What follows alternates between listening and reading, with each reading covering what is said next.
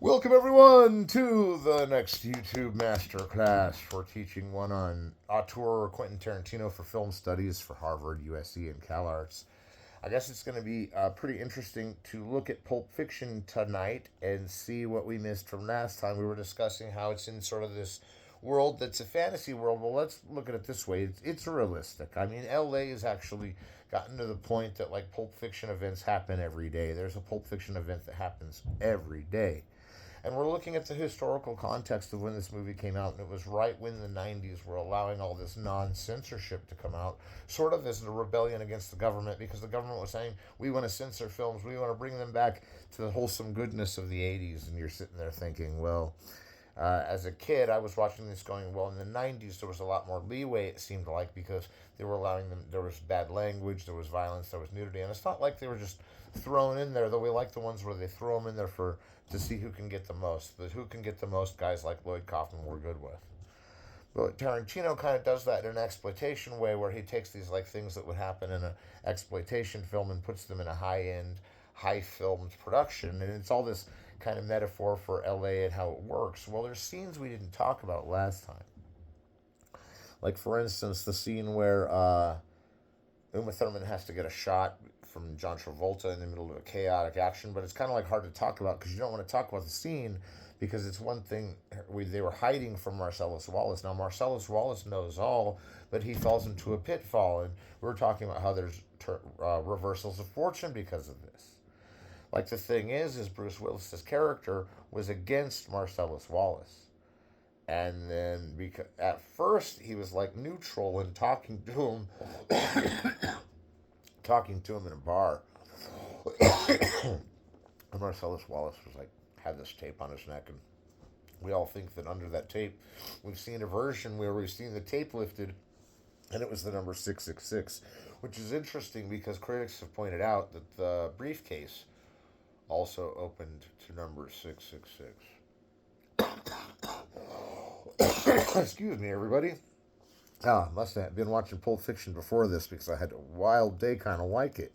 No, but everybody, when they have a wild day, they compare it to a Pulp Fiction kind of moment, like that something went wrong, or that there was a drastic action of change, or that there was an explosion in the background. And I know it's not really to talk about, but there is actually a version that I remember when it first came out, and it seemed like there was another movie coming out at the time that looked like Pulp Fiction was kind of about the same thing, maybe even called the same thing, and they combined them, but I don't really think that's what it was. I think it was a version for TV where they had sort of this rocket launcher hit that same place that Bruce Willis saves Marcellus Wallace from when they're about to attack him and kill him. So there's really a lot of like interesting versions, but instead of the versions, we got to talk about how the time goes back and forth. And last semester I was talking about the filmmaker D.W. Griffith with Intolerance, and how he edited a movie A, B, C, and D, four stories, and then he sort of split the deck and watched how each four parts of them became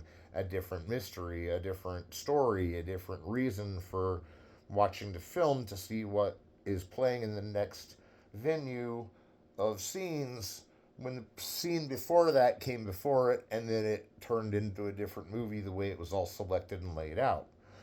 But see, again, Pulp Fiction's not in different time realms. And then there's the Citizen Kane, which is linear, but not because it's all about the one character. But now with Pulp Fiction, we have multiple characters, and so we're following these different stories, and it's each one is played in a linear cinematography that has a few parts, kind of like Intolerance, of the other parts in itself, but it's all within a 3 day period instead of Intolerance, which is within like decades of eons, which is kind of like how Citizen Kane jumps back and forth from his life from as a child all the way to the end of it. And Pulp Fiction's like seems like it's 3 days. It may even be two. I think it's three because for all that to play out with all the characters in different spots, it actually even seems like 3 consecutive days, and that's what's really interesting, is because the storyline follows John Travolta for some of it, follows Samuel L. Jackson for some of it. He ends up being the main protagonist, Samuel L. Jackson, because he's the one that has all the wisdom and insight as to how to solve the conflicts. And I'm not saying that John Travolta doesn't save the day. several other times, but these reversals and fortunes place them all in different lines. And it's weird because when John Travolta gets killed, you almost wonder if it's because Marcellus Wallace is mad that that thing happened with his wife, but you don't really think about that because they seem to have been keeping it top secret. But at the same time, it's the boxer who saves Marcellus Wallace and gets him out of it that ends up killing Marcellus, not killing Marcellus Wallace. He saves Marcellus Wallace and kills the Bruce Willis boxer. Bruce Willis kills the John Travolta guy. It's a confusing movie when you're switching characters around. So I'll say it again, and I won't mess it up. Bruce Willis saves Marcellus Wallace from death after he throws a boxing match and is almost going to get killed by Marcellus Wallace. But after he saves him, he goes back to get his gold watch in all of this that caused him to save him. But it's John Travolta earlier that he already kills. And this is all confusing because now we're thinking that scene was out of order, but that scene was out of order the way I explained it. But that's how it happened backwards. And we're seeing this scene pulled out of sequence from what would be the actual end of the movie because John Travolta's dead and he's in all the rest of it. But he's in parts he comes in after. And I think that's the Lily Gilded that we always forget is that if John Travolta died in the middle and he comes back in the end, we're thinking another divine intimate reaction because now he's back from the dead. No, we don't really believe in God, but I think they're bluffing with the belief in God's story about the divine intervention. I don't really think either one of them, when they got shot out at the beginning of the film, which would come secondly in the movie, to that point, and the ending would come first after the part where Tim Roth and Amanda Plummer robbed that diner. And it seems to me that with all of these different scenes moved around, that it makes a film more entertaining. It's like a game to put back together in your mind. So when you put it back together in your mind, you kind of see like how these different iconographies of the sort of rebel without a cause meets kind of this sort of Superfly character.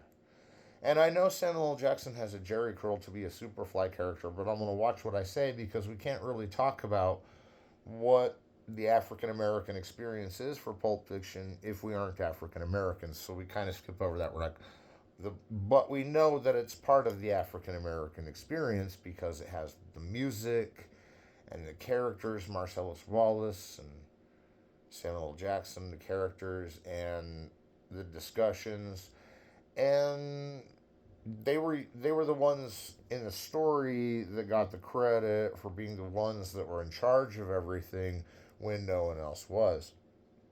Although, again, we have that interesting question: did Bruce Willis do what Bell Hooks said he did and disenfranchise Marcellus Wallace? Well, kind of. And we know this from last time that Marcellus Wallace was taken from boss to down, but that he gets saved, he reclaims his position as boss. So I don't really see it. I mean, everybody takes a beating once in a while, is that thing in Goodfellas, and I'm going, well, yeah, but if Bruce Willis would have had to have taken a beating to go back and save him, he would have anyway. Well, why did he save him? Because he was being killed cruel and unusually. And I think it's different to say that he left him in that situation, not wanting to be killed cruel and unusually, and the different version with the rocket launcher and the things where they're fighting each other and they both get trapped and one gets out, is still in there kind of. But like it's mixed up now. And the thing with the rocket launcher may have just been a commercial for Pulp Fiction that they wanted to advertise, and then they took that scene out of there, which might have been an expensive scene, but it might have not even been for that movie, and it might have been someone lobbying to get their position into their movie into it, which happens in Hollywood, which is where someone else will come along and kind of nuzzle it in there and get their version of the movie next. And then it's like in their film now, or it's always imprinted in our heads that was something that happened in our film because of the advertising campaign for Pulp Fiction or whatever was so good that everybody went to see it multiple times, just like Reservoir Dogs. And if you look at the Quentin Tarantino, when you see him as director and you think of him at all, you kind of wonder, how he's figured all this out before he does it, because we realize he's directing Reservoir Dogs and Pulp Fiction at the same time. He finishes Reservoir Dogs. It gets out in theaters not much longer, like 8 months later. Pulp Fiction comes out, or 7 months later, Pulp Fiction comes out. And so they must have finished that, wrapped on that 7 months or earlier than 7 months later, so they could get all the editing done. And wow, what an editing job! And some people were like, "Oh, he made a mistake." Well, if he made a mistake on the editing job, then how come all the scenes match up so perfectly when you put them back in order? Now I know Amanda Plummer's scene at the beginning and the end, don't totally match up. And I know she says something like, "Any of you effing effers move and I'll F you up." And she kind of says it differently at the end. Now, I don't think that's a mistake. I think that's a cue to say that may have been what she said after, or we're messing it up on purpose to show it happening again at a different interested time and relevant. So he kind of sorts it by relevance, but not really because the gold watch seems to be the most relevant one because it comes at the end. So I think that he's not really emphasizing the relevance of all three, except that they're all equal relevance and they need to be seen in this order. And why? Well, it's postmodern, so you kind of dice things up for the sake of it. I mean, even Intolerance was kind of diced up for the sake of it. Citizen Kane, kind of for the sake of it. I mean, they're kind of showing off as directors, Griffith, Wells, and Tarantino. And you see these jagged films out of sequence, but Pulp Fiction demarcates them with like the Godardian hoist, the like the chapter name before each new scenography. Now, if you look at the Sex, Blood, and soundtrack of Pulp Fiction, you see that a lot of it's kind of show offy too, in kind of this Italian horror kind of way. Like, but it's not a horror film. But you'd be surprised at how many people, when they first saw it, were kind of scared of it. Like they kind of felt like this environment could come true just from watching the movie. That's how real it was. But now back to the fantasy element. The fantasy element is the blown out like giant like mapping of the color and the mapping of the chronology of these 3 days on the film itself. And Tarantino always does this in like a way that was like a kind of also the killing. And the killing by Stanley Kubrick is more accurate to describe Jackie Brown and Pulp Fiction as the out of sequence movies, and even to an extent all of his movies. Like Reservoir Dogs, it seems like there's some parts that happen not in the main chronology, like when the dogs are barking and they're getting the title Reservoir Dogs, and there's the cops in the bathroom and this guy's overhearing them, and he's trying to save his friend, and they're going to shoot him to down, and it's these dogs that were in a reservoir, and it kind of seems like these dogs were trained to kill other people, and it's like that scene was not linear.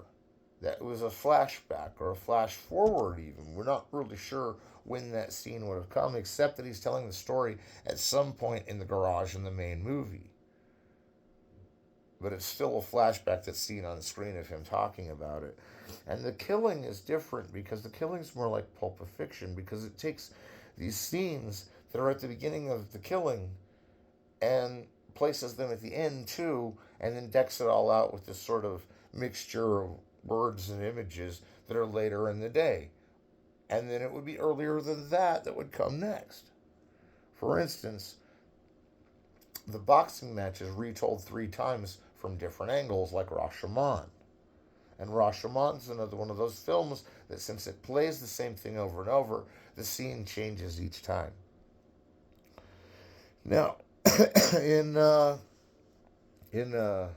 Pulp Fiction, we have sort of this thing also that's going on in Jackie Brown, where the scenes are all out of order, but they're different than the killing because in the killing they use this sort of approach that the narrator directs you to each scene.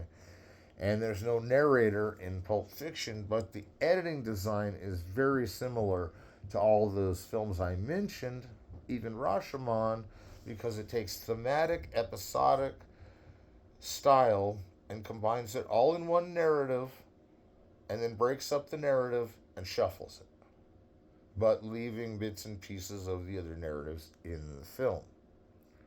So that's why you feel like it's more of a game, because your mind is assimilating the scenes while they're going on, and then they all conform to one long timeline. And I don't remember the exact running time. I used to have the disc. I got the disc lifted from me. That's okay. But It was about 2 hours and 50 minutes, and I could look it up on the internet, but 2 hours and 50 minutes is not the same runtime that I saw it in the theater at 3 hours and 14 minutes.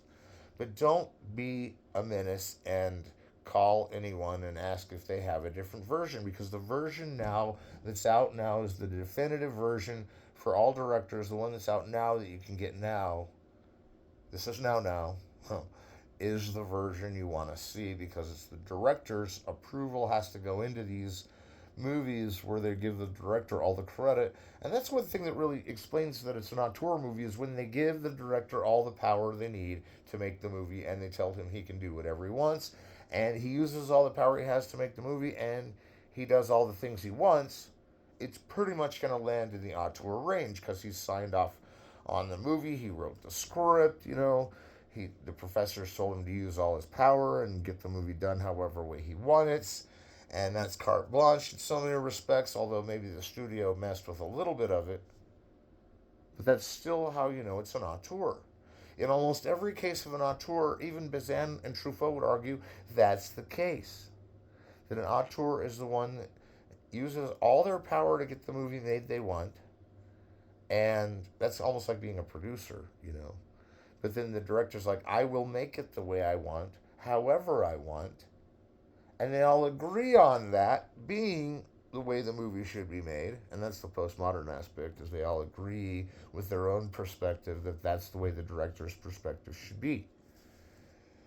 So, an auteur film where the director makes all the film because he's pretty much got carte blanche, you can totally see that with Citizen Kane.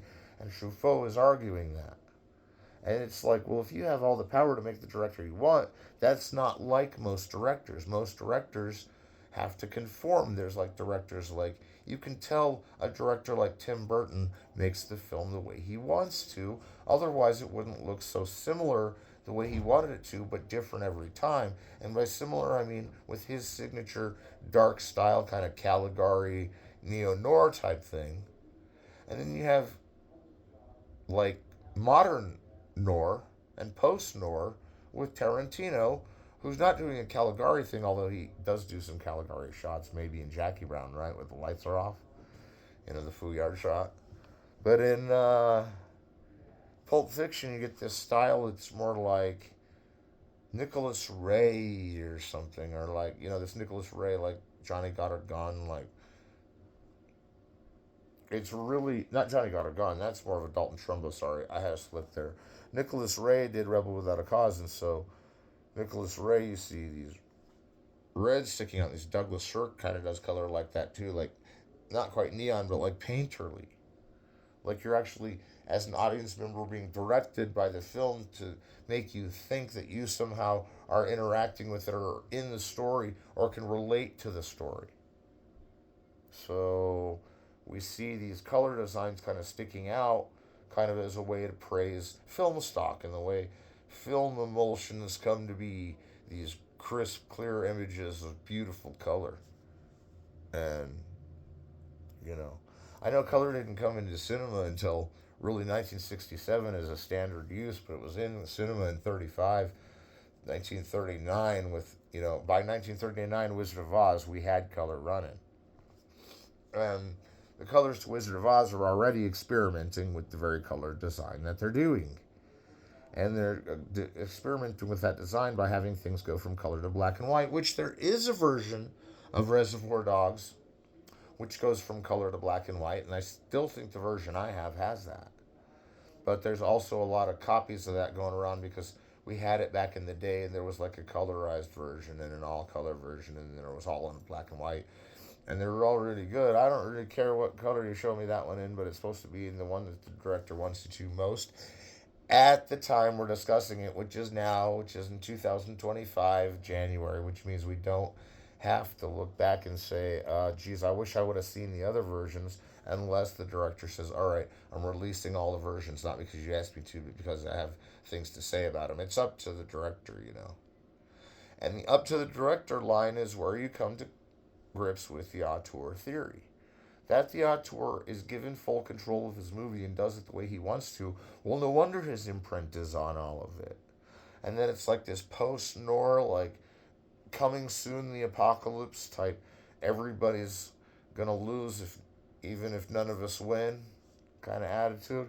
And everybody's cool in Pulp Fiction, but it kind of has this killing atmosphere of that there's going to be a heist like in Reservoir Dogs, and it goes wrong, but it gets better, and everybody comes back together, but then everybody loses, and it's just like winning and losing. It's like this constant. It's like everybody's in a gambling match, and people are dropping out as they lose, and Samuel L. Jackson makes it all the way out, but he's out of his money too because he gambled it all too. So, um, I really think it's evident that Pulp Fiction is one of the great American movies. Not really that it takes after just The Killing and Nicholas Ray and Orson Welles, but that and Stanley Kubrick. You've got a Stanley Kubrick kind of shock value. It's like a total. You see the thing totally perfect in its shape, like a car, and then later, after it's destroyed, this perfect thing destroyed, like Kubrick would do with 2001: A Space Odyssey, a perfect image, and then it blows up. Is kind of like the thing about a contrast and a juxtaposition of like full and destroyed, and then the full and destroyed is like comes together as like the hypothesis is like what's glitters is gold. You know, what's good today may be gone tomorrow, or what's gone tomorrow we'll remember yesterday, but what's gone tomorrow we remember tomorrow. And then today we're wondering what will happen tomorrow and what happened yesterday, and that always seems scrambled to us anyway. So Pulp Fiction does kind of follow this intellectual line of how we all reason with our day. Because if I'm going through the present time, I'm thinking about the past, but I don't know what the future is, but I'm still thinking maybe something in the past will affect my future. Or maybe something in the future will redeem my past, or maybe the future will destroy my past, but I'm still in today at this exact moment talking about what I am.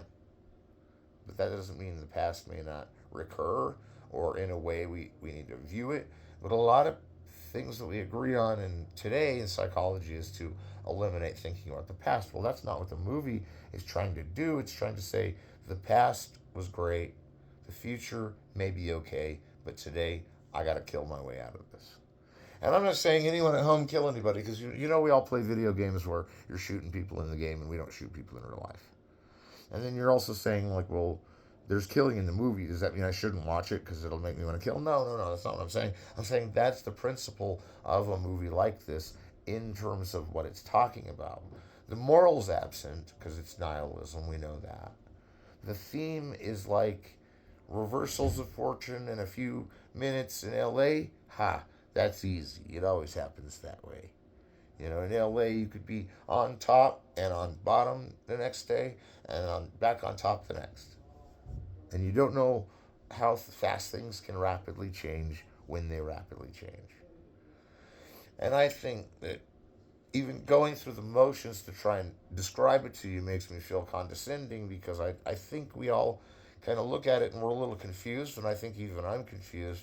And so sometimes it's like trying to grasp a sort of theme at the end that he reads a Bible story and escapes is mainly to put us back at the beginning as a story conjuring for entertainment.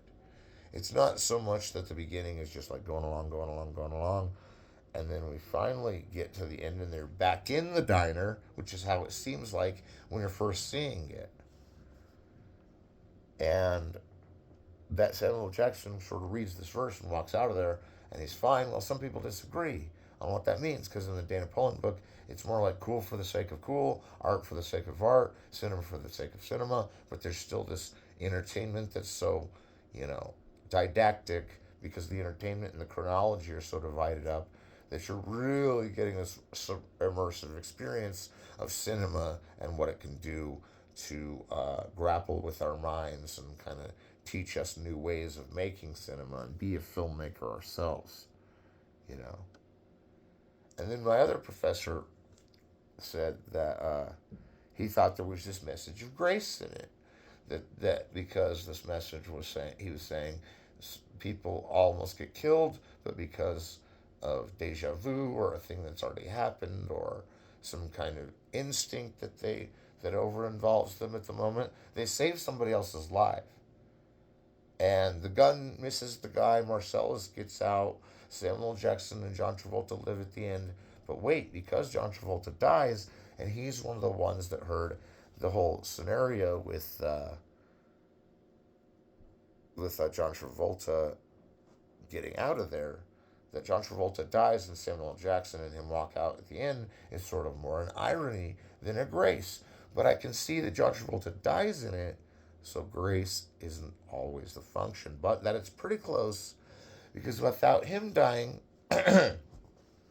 Bruce Willis would have died, and him taking off and getting his gold watch back and getting his girlfriend actually is another point of grace, and them not getting shot by bullets is. So it kind of has this grace, but grace is denied all the protagonists because some of them get into trouble, some of them get, there's no reason that the bad things happened as they did.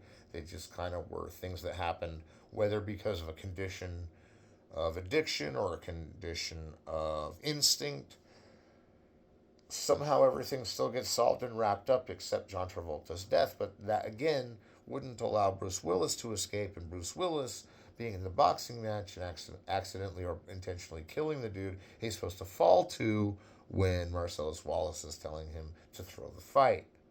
And we've all seen this a ton of times and we all know what's going on, but I'm not trying to get us confused, and really the film isn't confusing when you see it a few times, and then you're like, now you can really hang on to the pieces the second time and put them back together. And you can try VCR to VCR if that still works and anybody's got them to put it back in order, but I don't recommend it, not because it's bad, that it'll kind of mess with your head, and then you'll really forget the context. You won't forget the context that it was all going in, because you can probably keep track of better than I, but I saw one and I was like, I felt weird about watching it in the right order. I was like, no, this is starting to feel like Johnny Twist the lock wrong. Hang on, this is weird, and I don't mean that in a bad way. But it's still probably good in order, and that it was made as a film to be as it is in the version now is really not what we expected to hear. We expected it to be like Godard putting film through the can, and it jump cuts on its own with the projector, and he's like, I'm keeping that in the movie. I love that. And we're just like, oh, it's gonna look like a mistake. And Godard, it was a mistake, but I love mistakes. I do mistakes. I do mistakes on accident, and it ends up being what I want. So then he's totally justified in including it. And then some people are like, oh, that's shoddy filmmaking. Well, that's the whole idea. It's not shoddy filmmaking. It's used a new idea that the film lets you scoot through and bump and jump up and then crash back into the scenario.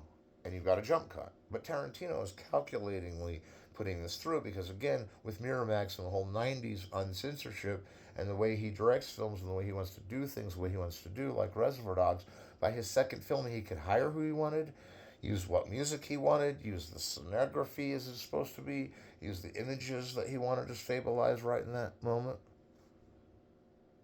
And it's all chosen by him, so he picks all those things as director. Most directors really tell where the camera to move while they tell where the actors to move, while they tell what dialogue to say, after they tell what set to build. And you'd think that's everything. But a director with carte blanche is getting really personal and getting right down and getting to talk to everybody in the arena of the film. So as they're going to like set piece to set piece around Hollywood at different studios, they're getting what they want out of it. And Tarantino has pretty much been given that deal because Reservoir Dogs was so successful. Because really with that one he got to do whatever he wanted, but it was still an independent film and it cost less. None of these movies are cheap by any means. I mean, to me, I don't know how they did them for the cost they did, and I'm not really sure what the cost is, but they're worth more now, and they cost more now, even to keep alive, than they ever did. So, good, I get to buy a new copy, and I'll be supporting the Keep Pulp Fiction Going Fund. And that's really okay, because movies are so expensive that they never get their money fully back from the audience, but that Reservoir Dogs was still getting money back. Whether it got its money back, I don't know if films ever do. But it was getting a lot of money back for being out for so long, and that made the producer say, you know what, we trusted him with that, we're going to trust him forever. And they kind of signed off of it. Now, I'm not going to say which producer where when, because I can't really get into that. And this is a class on Tarantino. But I will say they all had allowed, whether Tarantino had risen to the occasion and champed for it, which I'm sure he did, or because they were afraid of him. No, I'm sure that's not the case. And well, they might have been, but then that they wanted him to do something as successful as Reservoir Dogs with all his other films, they'd have to take the leash off and let him direct the film however he wanted. And that's where he gets to move around the set. He gets to move around the characters. He also gets to play with the camera and make it wherever he wants it to be. And he also takes his time moving the cameras around, and then he blocks the actors, just like I was saying earlier. But he doesn't just say what to do, he comes up what to do. And he comes up what to do with that. Because some directors are the directors for hire and craftsmen that Bazan strangely likes those kind better are just doing what everybody's telling them to. And except for a few minor issues, he's still telling them where to stand in the film, that someone's handing him that order. And I'm not saying that that's a bad way to make films. You can get this really good, you can get this really good image with carte blanche, but you can get a really good image with the craftsman. And so the craftsmen make you think that the auteur who designs it all himself and the craftsman who's told what to do, that's really how they compare. And we talked about that a little bit in film criticism, but let me just say that Tarantino calls all the shots of everything that happens in all of his films. And in Pulp Fiction, you can't say especially then, but you can say really you can see it thriving in a chronological Pulp Fiction, his style, and how he kind of directs these rebel without a cause moments where someone gets shot, someone's coming at the girl gets hurt, he's got to help her, and James Dean is kind of like evolves into this Saturday Night Fever, John Travolta, who comes back as James Dean in Pulp Fiction. And his character I haven't really blended enough into the narrative to explain it to you, but he is like in my own narrative of this film. But he's the gangster that goes in with Samuel L. Jackson on all of his adventures that were told, and then immediately they're split up after they have their first adventure. They come back, and then there's the whole thing with the guy getting gatted in the head, which comes before the Bruce Willis scene and after the cafe scene. But that all comes before or at right after Samuel L. Jackson and those kill those guy, and then John Travolta goes off to be with Marcellus Wallace's wife at the restaurant that we saw the menu from last time. And it's really, to get a grip on it, no one ever can. But that's not like saying it isn't a film that doesn't mesmerize you all the way. Every time you see it, it seems different. That's not like there's a bunch of different copies of it. Really, that's not that syndrome. I know I said that because of timing and everything, even with a DVD, a movie's going to be a little different. Or that it's been reissued, so maybe we should see if the editor's done anything to it. But usually with these auteur films, they stay the way they are when they're released. Now, not really true is that, but I mean in terms of the definitive version that the director wants you to see, usually right now, was the release they always wanted, whether it was or not, which in this case it probably was, but that's not always the definition of an auteur, is how it gets re-slammed together in other releases of it. And I'm sure they don't do that cheaply either. None of this is done on the cheap and on the fly. Like I said, they barely ever recover their money on any movie ever in Hollywood soon. I think they're probably recovering the money from Wizard of Oz right now, and that still costs more than they have made on it, you know. So, really, with the movement of the 90s cinema being this sort of gangster, you know, neo noir type thriller, bang up, shoot, shoot, everybody save the girl, the damsel in distress, the knight in the castle, the heavy musician bringing on the pain, you know. I think what's interesting about Samuel Jackson is there isn't really a character he matches up with other than like Superfly. And like I really think maybe in this weird way the movie is the continuing adventures of Superfly. Because it's like he kind of plays that character, but it's totally only an homage and pastiche that that's the case. Because his style is like Samuel Jackson's hairstyle is like Superfly, and then with Thurman's hairstyle looks like it is My Life to Live's Anna Karina style. You know, so you can see, and then John Travolta is kind of like Kojak or something. I don't know if that's the right way to put it, but if you look at these styles of hair setting, that's kind of Kubrickian because they're all done in this character-based, objective, correlative kind of way, or like even that, like a small part of the object looks like a correlation to the rest of the character. Also, they're fitting for LA because in LA, everybody, not everybody, but some of us that were there or have been there have an objective correlative. Like I had a hat I always used to wear that came from that time. And now I wear this one because it got old. You know, it's like 20 years ago or whatever. And it's hard to believe that Pulp Fiction's at a 30-year anniversary. It seems weird that Pulp Fiction's at a 30-year anniversary because it's not, doesn't seem like it's aged a bit. You think about 30-year films like 1930 to 1960, there was a drastic change in the way movies were made. Like if you go from Wizard of Oz on one end and Psycho on the other, Psycho is the film that breaks away all from other narratives, and we can see how Tarantino uses that Hitchcockian notion in his film, even in the scene where that guy gets his head blown off and they have to fix the car and all the horrible things happen. Well, and then the wolf, played by Harvey Keitel, who was in Reservoir Dogs, and a lot of the characters come back from Reservoir Dogs in different forms. And I mean, it's an all star studded cast. So when the point is that like Pulp Fiction has this sort of 30-year quality, but it doesn't seem so different than the film that came out 30 years ago. That is, if Wizard of Oz to Psycho is 30 years and Psycho changes everything, then from about Psycho to Pulp Fiction, it's not more of the same. It uses some of the same style, but it breaks into a new kind of postmodernism. Postmodernism really becomes an issue now that Pulp Fiction is out. It had been in the 80s, you know, with the coming of Jaws was the big change to postmodernism truly, and Star Wars and those blockbusters, but that those blockbusters had an element of the sci-fi exploitation film, that the films had an element of the horror sci-fi, you know, which can be everybody.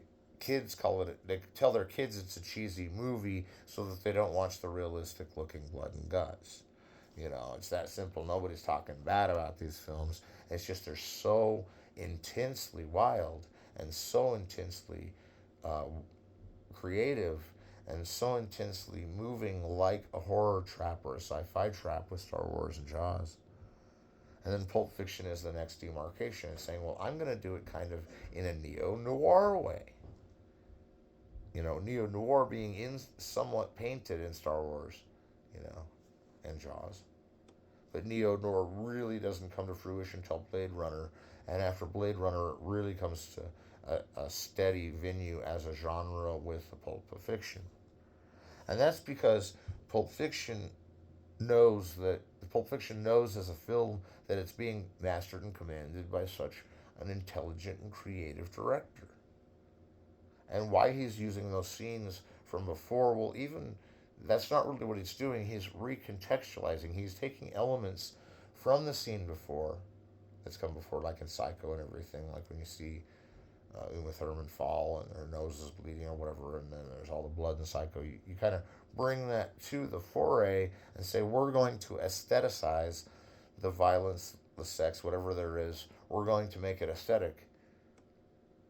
And there really isn't a sex scene in Pulp Fiction or anything like a lurid sex scene, but there is the scene where Bruce Willis and his girlfriend are getting together. So yeah, there's one, but it's not like revelatory too much, although it is really intimate, shown to all of us, and all of these scenes are kind of intimate that are shown to the whole world. And so now the whole world is going, man, I bet those guys really rock like that. And then we think, then right away our instinct kicks in and goes, you know what, they were actors. They convinced us that they were real, really doing those things. And again, the cast lived through it, you know, and so every detail of it's going in as though it's Quentin Tarantino placing the chips where he wants them to be, and then at the end it cashes out and he hits the jackpot because not was he putting the scenes in a weird order and then it was an accident, but that when he was filming it, he always knew according to the script, which I've read, which has somewhat more in sequence and only one chunk out of sequence, and he was filming it the way the movie is. And the script is one thing because he knew it would become a book that was published. He probably did, Quentin Tarantino, at the time. Because when the movie started doing really well in the 90s, they used to sell the script as a junket. So, I don't know. You tell me. Do you think it was a mistake, or it's not accidental that they made Pulp Fiction the way they did, and it was full control of what they had that they made it happen. So I don't think there's any kind of way you could mistake and say, well, he messed up and that was he messed up the movie and that was all there is.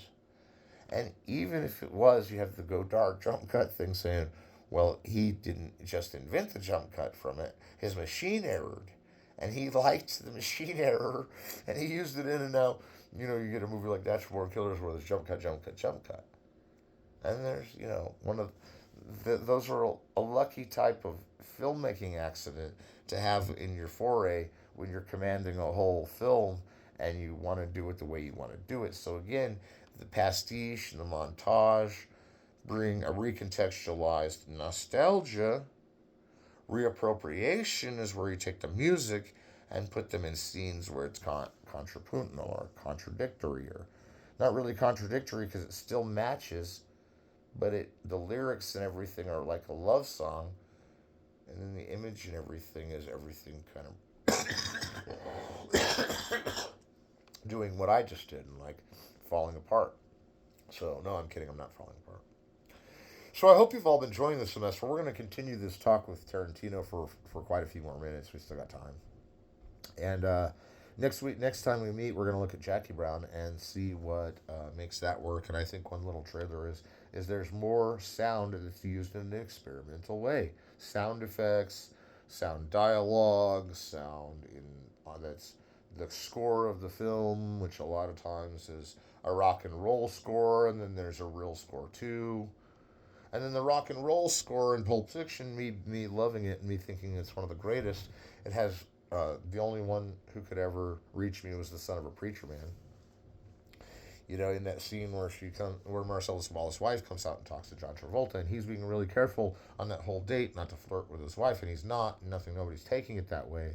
But he's watching her for Marcellus Wallace because she said to hang out with him, and he doesn't know why because he knows that they're in love, and And then there's a whole argument early on in the film where Samuel L. Jackson and John Travolta are talking about how he might get thrown off a building or something because it's foreshadowing to the fact that he's going to take her out for a date. No one's supposed to know that, and then all hell breaks loose on the date. And so, Teenage Wedding plays later in the date when they're dancing. And then later, when Eric Stoltz is eating cereal and everything, that's when John Travolta brings Uma Thurman over and has to have an adrenaline shot plunged into her because she almost passed out. She did pass out on her couch, almost dying when he was supposed to leave her. And now everybody's kind of thinking, oh no, he's going to be in big trouble. And he would have been, and still probably was. And you don't even know what happened with that etching. Maybe he had to let whoever was there kill him.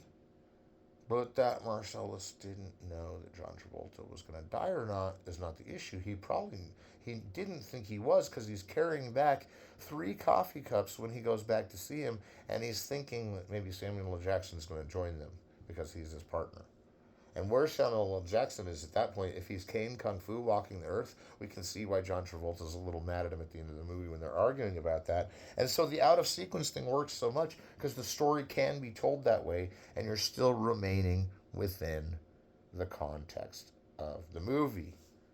So the story's told that way, and then at the end you kind of see, well, okay, we're not really sure if that came last. Oh, but the movie's over. About that happened earlier on, even though the soundtrack dub jumped at that point, and whether that was a mistake or not, I'm pretty sure it came out to be a happy accident because it wasn't accidental that those 2 scenes match together full well, and they're the only 2 scenes that match other than the other scenes that match that have a dialogue discrepancy. Everything else is the dialogue exactly, although they skip a lot of it when they go to the Bonnie situation and they go back to the scene where that guy gets his head blown off by John Travolta, who's just like joking with him and waving his gun at him, and then they hit a bump and boom, his head blows off. But he might have done it anyway because he was gonna point a gun at him, or he wanted him dead, or he had to change the situation, or Marcellus was pulling all the strings all along, and you kind of get these different interpretations that maybe these two, John Travolta, he's been to Amsterdam, so you already know he's a total badass in his own right because he kind of comes back and is talking to Samuel L. Jackson at the very beginning of the film. That they had a McDonald's in Amsterdam is really weird because I think I was there myself, but I don't know if I ever made it to the McDonald's. But there was no Burger King there. I looked, and there's even a joke like in Amsterdam, there's no Burger King here on like a card that says there's no Burger King here in Dutch or whatever. Dutch Schweizenhoffana. No Burger King in Holland. So let me think. John Travolta's got back from Amsterdam, and then like Samuel L. Jackson can't be killed. Like nothing can kill him through the whole thing. And then, except for he's not at the situation where Marcellus is bringing the coffee, and then Bruce Willis rams him with a car. And I think that really could be part of the rocket scene where they blow up the dude's car, but I'm not going to go back and say there was actually a rocket launcher in Pulp Fiction. I remember a version of a movie somewhere that was trying to do a rocket launcher scene against that car, and it might have been a comedy making fun of it, actually. Like, don't be a menace in society or something while drinking your juice in the hood.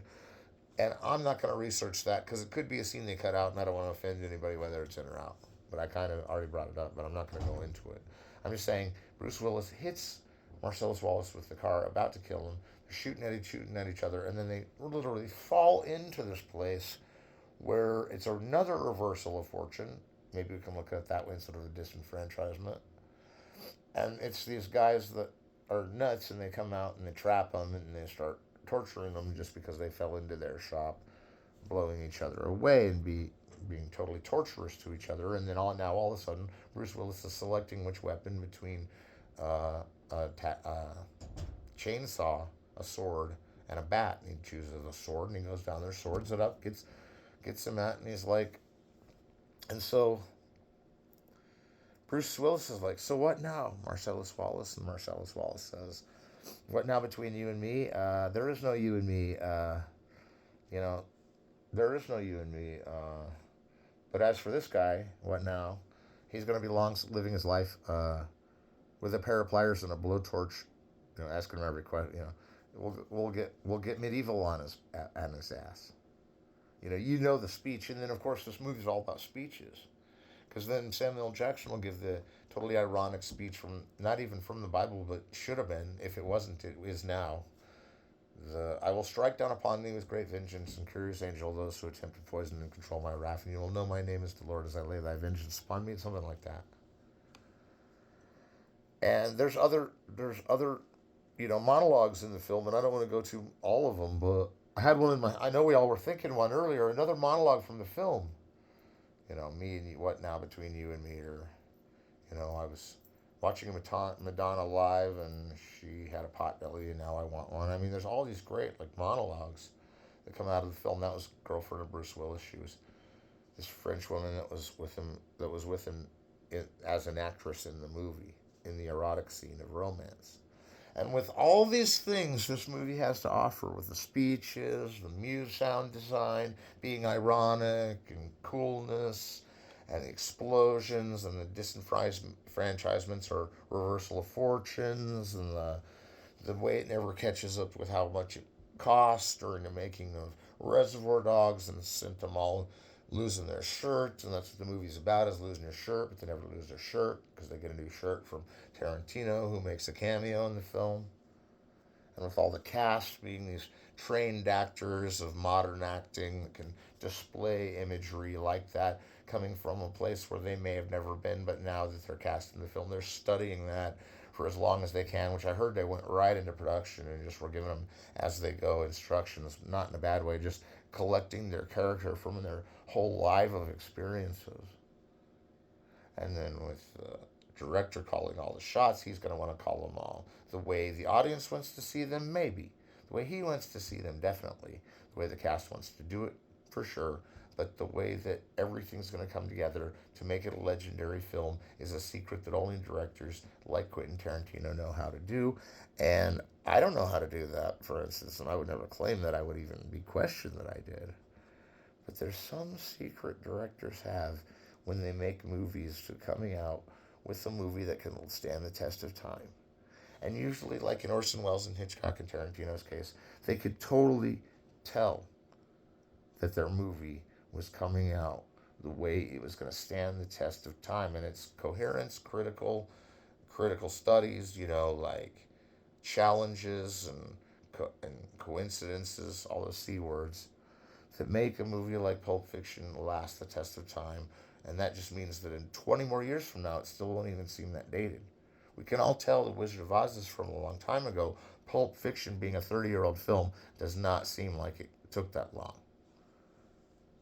So next week, we'll talk about Jackie Brown, and we'll talk maybe a little bit more about the societal affections of Pulp Fiction. I'll just tell you now, there were a lot of, senators and congressmen that didn't really like Pulp Fiction. They thought it was a really, egregious film that had all these images in it that were sick and wrong, and they wanted to delete it. And that just would help the campaign even more. People would go see it in droves when they heard that it was a lurid film. And really, by today's standards, maybe not as much, but it's still graphic in design.